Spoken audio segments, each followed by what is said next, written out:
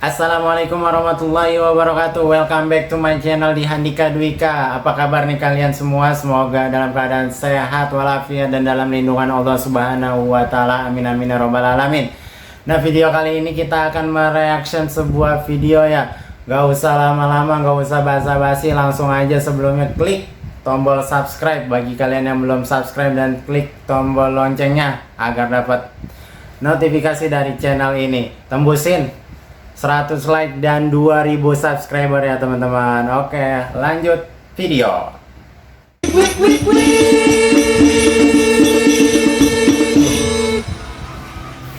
Semuanya pasti suka. Semuanya pasti suka wik gitu. Quick dong. Apa ini? Subhanallah. Ada yang teriak-teriak juga. Ya apa nih? Mang tazakka wa zakara asma rabbih fasola bal tusiruna hayat dunya wal akhiratu khairu wa aqab inna haza. Oke, ini imam salat ya. Assalamualaikum warahmatullahi wabarakatuh. Selamat datang kembali di channel Dodi Septriadi. Yang baru mampir di channel ini, subscribe dan juga loncengnya ditekan biar nggak ketinggalan video berikutnya yang akan saya upload di channel ini. Teman-teman, kali ini kembali lagi saya akan mereaksi beberapa video. Yang baru mampir channel ini mungkin bertanya-tanya, ini channel apaan? Ini channel apaan? Ini channel tempat mereaksi, tapi yang direaksi bukan orang-orang seksi, bukan sekedar lucu-lucuan. Yang direaksi di channel ini adalah hal-hal yang sekiranya ada ilmu baru yang bisa kita dapatkan dari agama kita, yaitu Islam. Bahkan jikalau kita menemukan sebuah penyimpangan dari video yang kita reaksi dan di situ saya punya kemampuan untuk mengoreksi dan meluruskan, maka saya akan luruskan hal tersebut. Sebagai muslim itu wajib mendakwahkan agamanya sesuai batas kemampuannya. Jikalau kita hanya mampu untuk mendakwai seseorang sebatas mengajaknya untuk sholat, maka lakukanlah itu. Jangan sampai kita meninggal dunia dalam keadaan tidak pernah mendakwahkan agama Islam sama sekali. Nauzubillah min zalik. Ingat, kita diciptakan di muka bumi ini dengan kesempurnaan yang kita miliki ini. Ada tangan, ada mata, ada telinga, hidung, kaki. Semuanya adalah untuk beribadah kepada Allah Subhanahu wa taala. Oke, teman-teman, langsung aja ya kita ke video yang akan kita reaksi. Oke, ini video sepertinya orang-orang yang sedang mainannya, sedang hadroh gitu ya, atau rebanaan gitu ya. Coba kita simak ya. Kami adalah fata.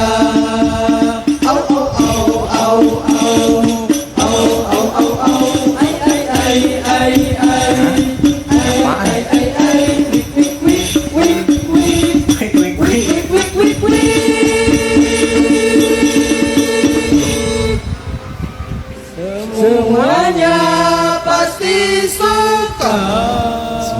Semuanya pasti suka wik gitu. Ini apa maksudnya nih? Kalau kita lihat di sini bannernya Al Banjari, terus di sini Maulid Nabi Muhammad sallallahu alaihi wasallam. Walah, subhanallah ya.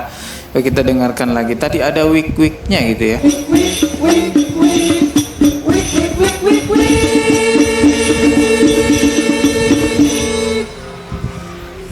Semuanya pasti suka. Oke, ini sepertinya acara Maulid Nabi ya, karena bannernya di situ ada tulisannya Maulid Nabi Muhammad sallallahu alaihi wasallam. Ya, mungkin seperti ini yang dimaksud oleh Kiai Hasyim Asy'ari ya, Maulid Nabi yang diingkari oleh beliau, di mana Maulid Nabi yang dibarengkan dengan hal-hal yang sifatnya kemungkaran. Problem yang dihadapi oleh generasi zaman sekarang, kesulitan membedakan mana rebanaan, mana dangdutan. Pada dahulunya rebana itu digunakan untuk menyambut kedatangan Nabi Muhammad sallallahu alaihi wasallam. Orang-orang melantunkan syair lalu menabuh rebana. Tapi syair yang dilantunkan adalah puji-pujian kepada Rasulullah sallallahu alaihi wasallam.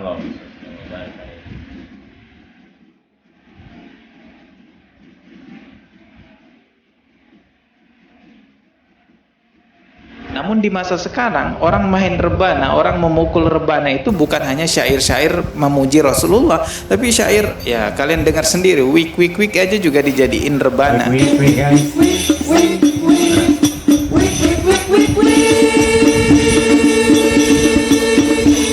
Tidak sedikit juga kita jumpai di sosial media banyak orang yang bikin solawatan jadi DJ gitu. Jadi memang bersolawat, lirik-liriknya memang solawat, tapi musiknya adalah musik DJ. Bener banget ya teman-teman. sekarang banyak banget lagu religi atau ya soundtrack lah kayak gitu kan, terus salawat-salawat yang ibaratnya dibikin jedak jeduk ya kalau kata sekarang pokoknya kalian tahu, pastilah tahu lah, banyak gitu kan yang udah hanya demi konten gitu kan, sampai lagu-lagu religi yang sekiranya kita bisa menyentuh hati tapi dibikin jedak jeduk gitu ya. Lanjut ya videonya. Oke, kita lanjut lagi ke video berikutnya teman-teman ya. Sepertinya ini videonya juga sama deh seperti video awal gitu ya. Coba kita simak dulu aja. Waduh, gerakan kayak gitu guys. Ini ada ini lagunya, syairnya takbir gitu ya. Allah Allah Allah gitu ya. Coba ini apa nih? Kita lanjut ya. Waduh, ini apa nih? Apa ini? Subhanallah. Ada yang teriak-teriak guys. Gimana ya? Ada yang teriak-teriak juga.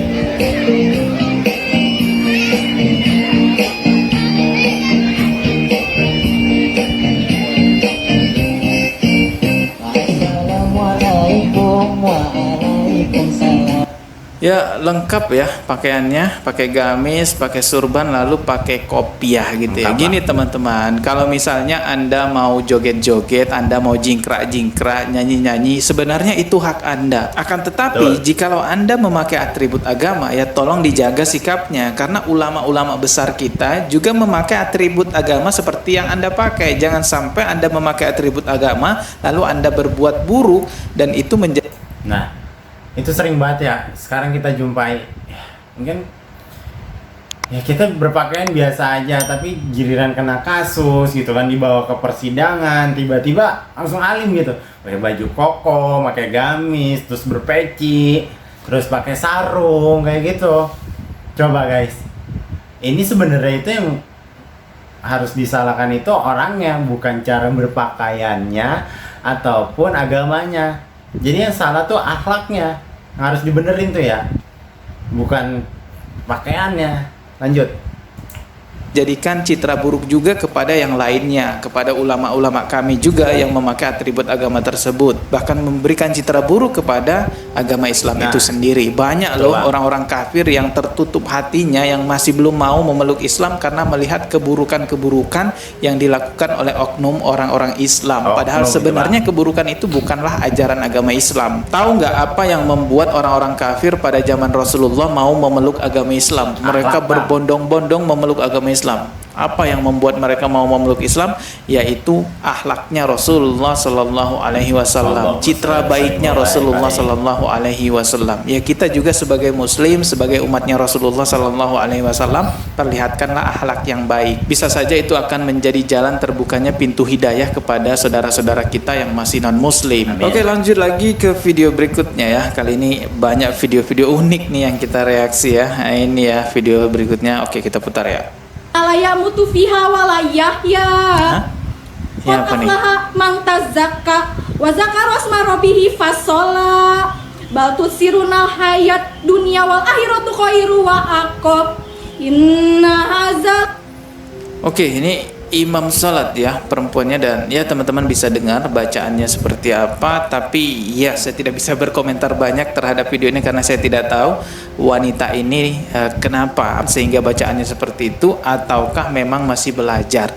Tapi sebaiknya memang kalau yang dijadikan imam itu adalah orang-orang yang mengerti tentang agama Islam, baik bacaannya ya. Kalau kita lihat makmumnya di sini kayaknya ini aja khusyuk-khusyuk aja gitu ya, nggak ada yang bermasalah gitu ya. Gak ada yang ketawa, gak ada yang apa.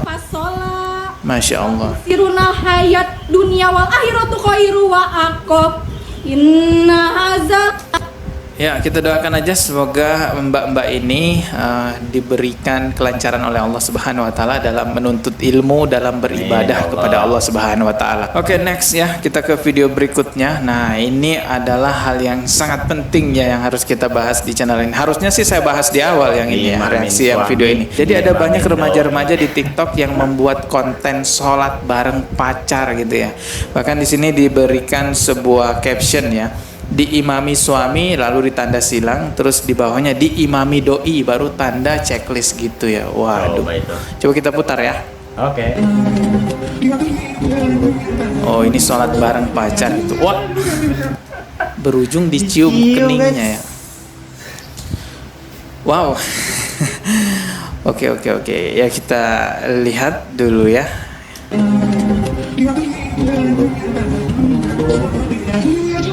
Oke, ya.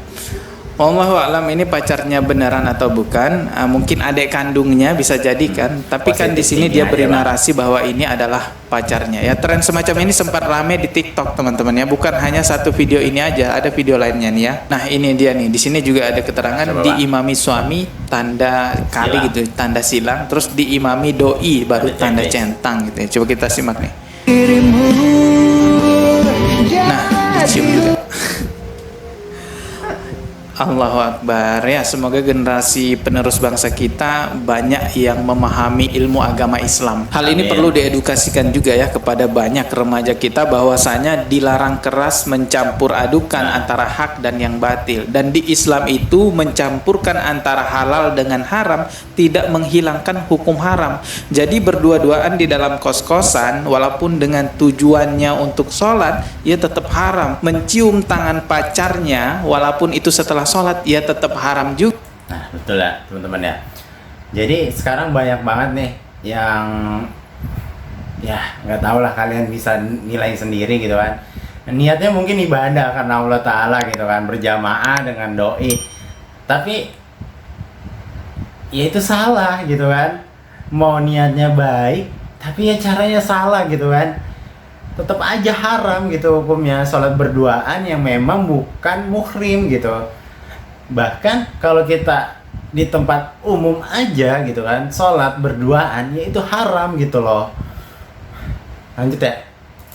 Juga sama halnya orang makan babi tapi mengucap bismillah, ya tetap haram juga babinya. Awalnya niatnya sholat, tapi kedepannya kita kan nggak tahu apa yang terjadi di dalam kamar itu. Yang jelas Allah Subhanahu wa taala sudah memperingati kita semua, wala taqrabuz zina, jangan mendekati zina karena itu bahaya sekali. Sama juga halnya seorang santriwati mau nyetor hafalan ngaji ke ustadznya yang ada di dalam ruangan pribadinya, ya itu juga tetap tidak boleh. Jikalau kondisinya berdua-duaan, tidak ada siapa-siapa di sana, ruangannya tertutup, awalnya bisa saja memang nyetor hafalan, tapi kedepannya kita tidak tahu, dengan godaan syaitan bisa saja hal lainnya yang disetor. Intinya adalah mencampurkan yang halal dengan yang haram tidak menghilangkan hukum haram. Ingat, pada kenyataannya lebih sulit meninggalkan kemaksiatan daripada mengerjakan amal kebaikan.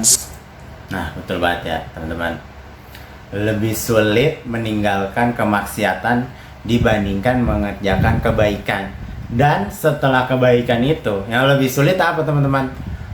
Istiqomah. Kita istiqomah dan konsisten terhadap ibadah kita. Itu yang susah banget teman-teman pasti lakuin. Bukan cuma teman-teman ya, mungkin saya pun ya pasti gitu kan. Entah itu sholat kadang nggak selalu tepat waktunya gitu kan, lewat-lewat dikit gitu kan, atau mungkin kitanya tahu-tahu suatu hari ketiduran, kebablasan kayak gitu kan, ada uzur lain kayak gitu. Nah, cukup sekian video kali ini. Jangan lupa like videonya, komen di bawah ini video apa lagi yang akan kita reaction, dan share kepada teman-teman kalian agar saling mengingatkan. Jangan lupa subscribe bagi yang tadi belum subscribe. See you next video. Salam sehat dan sukses. Assalamualaikum warahmatullahi wabarakatuh.